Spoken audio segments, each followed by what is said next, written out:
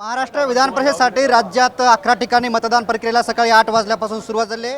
यावर बोलण्यासाठी आपल्यासोबत आहेत महाराष्ट्राचे भाजपा नेते माजी मुख्यमंत्री अशोकरावजी चव्हाण। खरं तर आज 11 ठिकाणी मतदान प्रक्रियेला प्रत्यक्षात सुरुवात झाली आहे। पहिली प्रतिक्रिया काय असणार आहे आजच्या? चांगलं मतदान सुरू आहे। नांदेड जिल्ह्यातलं जे मतदान आहे ते महायुतीच्या बाजूने स्पष्ट कौल या ठिकाणी जो दिसतो आहे। आता तो अंदाज आहे माझ्याकडे, शेवटी गोपनीय मतदान आहे, पण जो कौल मला जो वातावरण आहे, जो कौल मी पाहतोय, लोकांना कार्यकर्त्यांमध्ये उत्साह आहे, त्यातून कौल पूर्णपणे महायुतीच्या बाजूने नांदेडच नव्हे तर सगळ्या महाराष्ट्रातल्या 11 जागा ज्या लढत आहेत त्या ठिकाणी महायुतीचे उमेदवार चांगल्या मताधिक्याने निवडून येतील असं वातावरण आहे।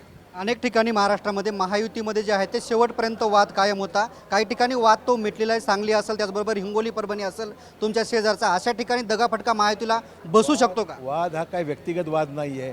प्रत्येक घटक पक्षाला वाटतं की मला ही जागा मिळावी अशी अपेक्षा असणं काही चुकीचं नाही आहे, परंतु ह्याच्यामध्ये वाटाघाटी, चर्चा, डायलॉग यातून हे विषय सोडवले जातात आणि आमच्या तिन्ही नेत्यांनी मिळून, मग ते फडणवीस साहेब असतील, सुनीताताई पवार असतील, शिंदे साहेब असतील, या तिघांनी एकत्र मिळून सामंजस्याने प्रश्न सोडवल्यामुळे आता विषय राहिलेला नाही। तो महाराष्ट्रात पुन्हा एकदा राजकीय भूकंप होतोय अशी स्थिती निर्माण झालेली आहे। ठाकरे शिवसेना पुन्हा एकदा फुटते, ह्यावर तुमची प्रतिक्रिया काय असणार आहे? आता एक की दुर्दैव आहे की त्यांच्यामध्ये समन्वय राहिलेला नाही आहे।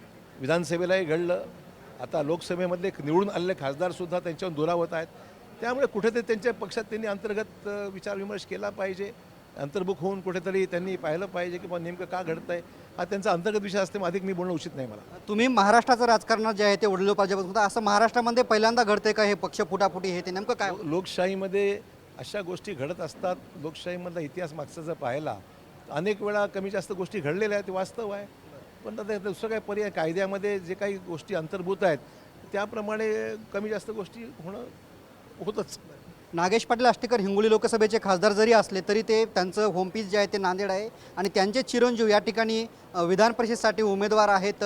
मागच्या शेवटच्या टप्प्यामध्ये जे आहेत ते काँग्रेसनं कुठेतरी त्यांना पाठिंबा दिला। काय विरोधकांचं नेमकी भूमिका आहे की आता नागेशजींचं जे वृत्तपत्र वाचतोय ते कदाचित शिंदे सेनेमध्ये, शिवसेनेमध्ये जाण्याची शक्यता, असं एक वृत्तपत्राच्या बातम्या आहेत, ते स्पीकरला कदाचित भेटले असावेत असंही ऐकीवमध्ये माहिती आहे। त्यामुळे त्यांच्याच पक्षात एक संभ्रम झालेला आहे की त्यांचे चिरंजीव नेमके कुठल्या पक्षात आहेत याच्यावरून संभ्रम झालेला आहे।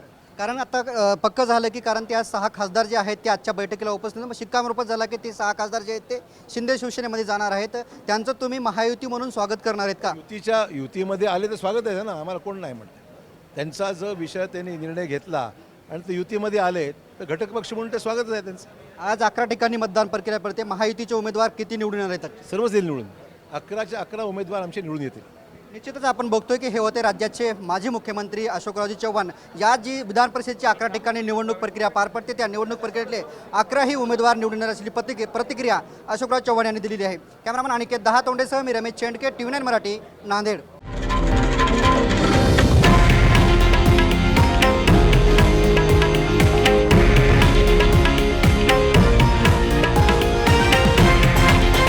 हे आहे देशातील नंबर 1 न्यूज नेटवर्क आणि आपण पाहत आहात TV9 मराठी, एकमेव।